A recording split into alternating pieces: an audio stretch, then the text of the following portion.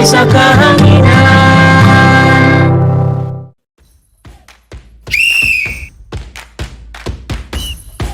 Hello, my dear learners! It's another day full of active recreation into sports. I am Teacher Ivan, and I am much excited to bring you in today's lesson. I will be with you today to guide you in performing the activities in Physical Education 8. But before we start, please prepare your activity sheets, your pen, and answer sheets. Hand in hand, we will execute properly the skills needed in basketball. Are you ready, class? Then let's begin!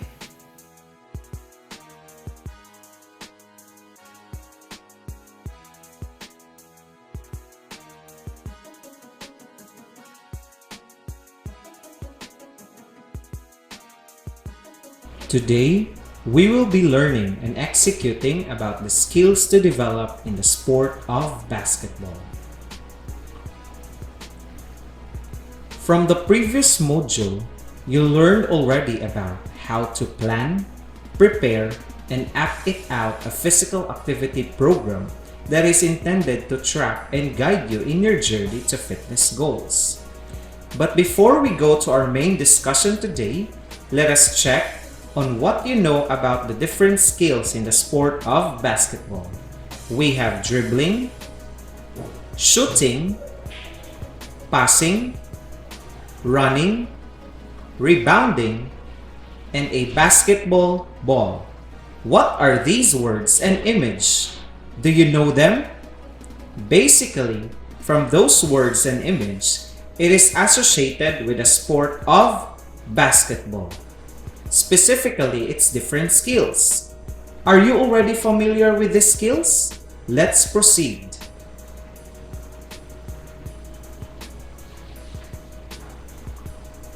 For today's lesson, you are going to develop your skills in a manner that it progresses to a more difficult task. Are you ready? Let's proceed. For today's discussion, our target is for you to execute the skills involved in team sports, specifically in basketball. Make yourselves ready for this time. Let's do first warm-up exercises for you to be active and energized for the activity. Our first warm-up exercise would be jogging. Here is a sample image of the correct positioning of your body while doing jogging exercise. In executing, follow the correct procedures. First, make sure you keep your upper body straight. Second, your hips, knees, and feet should be aligned. Third, do not let your knees buckle inwards. Here is a sample video clip of the correct execution of jogging exercise. Observe it properly.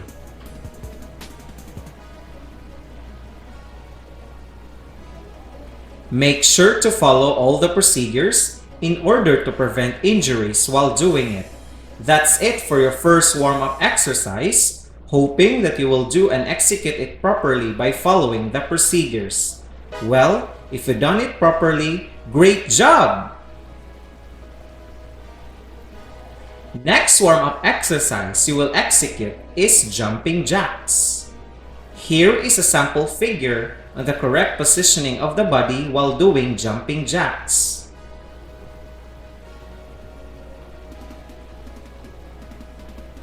In order to execute jumping jacks correctly, follow the procedures in a step-by-step manner.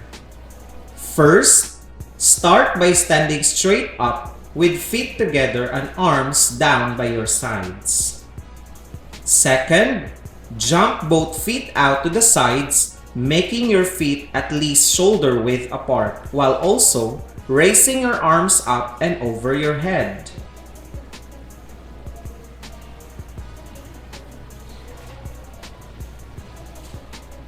Finally, Return your feet and arms to the starting position. Here is a sample video clip that performs jumping jacks.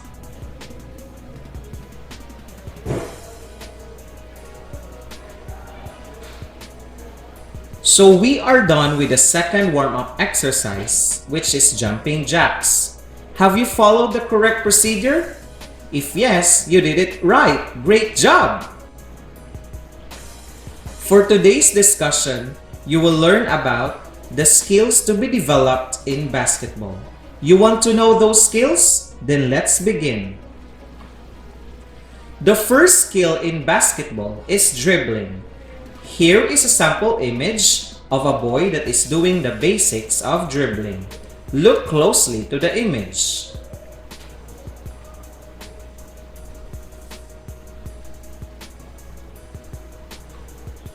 Dribbling is a skill that a player should master. It allows the player to move around the basketball court while he or she is in the position of the ball. It is one way of allowing the player to advance with the ball and make a score instead of passing it to a teammate to shoot in the basket. Here is a video clip that shows correct execution of the skill in dribbling. Observe it properly.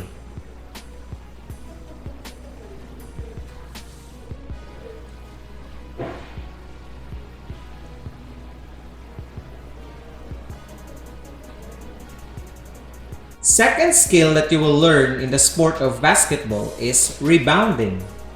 A sample image of two competing men that aims to get the ball in their position is being flashed. Take a close look on the image.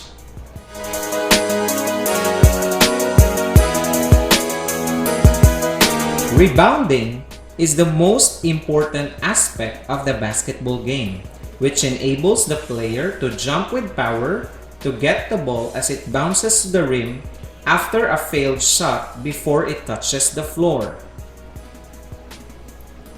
Whenever the player grabs a rebound, he or she gains a chance to shoot again the ball while the other team loses it. Here is a video clip that shows correct execution of the skill in rebounding. Watch and learn.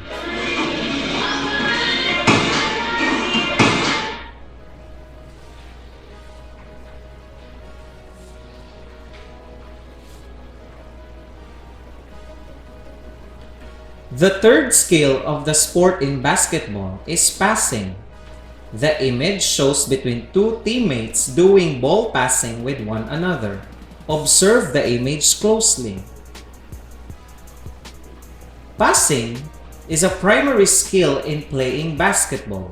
It is a skill that maximizes the involvement of all players in setting up a play to earn successful shots and earn points for the whole team. Here is a video clip that shows correct execution of the skill in passing. Watch and learn.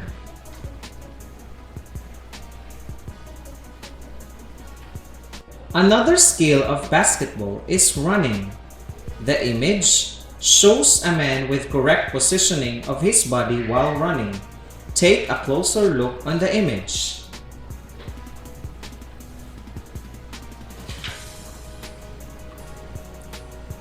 Running is a basic skill that a player should possess in playing basketball. It provides the player a greater chance to shoot the ball. Here is a video clip that shows correct execution of the skill in running. Observe properly.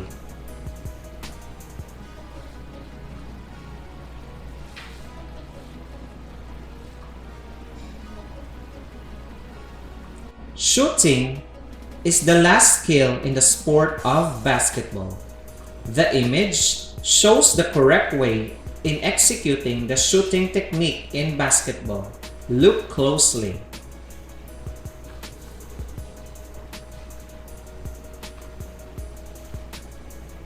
Shooting is the first basic skill to be learned in playing basketball.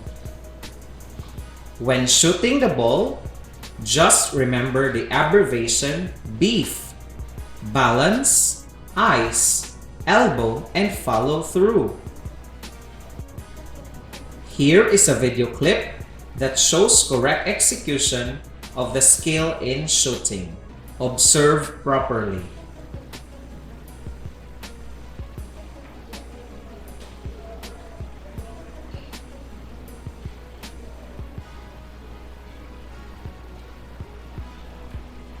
Another important lesson to discuss is all about the safety rules for basketball in order to prevent from injuries and making the skills in basketball more productive. Are you ready to know those safety rules? Then let's begin.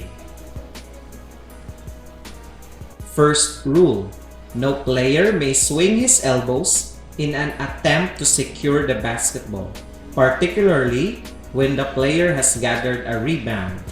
It is important to be cautious enough and make yourselves be more preventive in any injuries that might happen.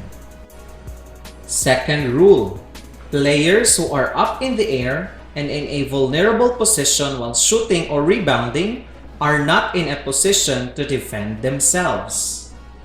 As players, the only thing to do is to be observant and responds quickly to situations. Third rule: no players are allowed to wear jewelry while playing basketball. One thing is necessary with this rule: to avoid accidents and injuries while playing. Fourth rule: the location must be safe, the court should be kept dry and free of obstacles around its perimeter, as players' momentum can occasionally carry them off the court. The playing venue should be safe at all time with its players in order to play at ease and comfortable. Fifth rule: wear the right protective gear such as mouth guard and proper court shoes. Protecting yourselves from accidents that might happen is the best shield that you can do. Sixth and final rule: basketball safety tips also include knowing your fitness level and limits. Know your limitations and be disciplined on the things which way to go on your journey to fitness goals. Now that you have learned about the skills in the sport of basketball and its safety rules, answer activity number 1, Skills Development 2. Directions. Remember your skills development 1 in the previous lesson? You are going to do the same, but you will be executing the said skills with an increased number of times. Put a check mark to the column yes or no that correspond to your performance.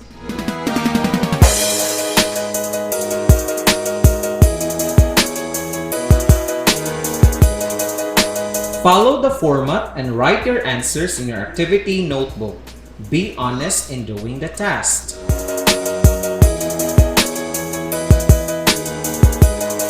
After finishing the task, another activity will be done, which is the activity number 2, Skills Development 3.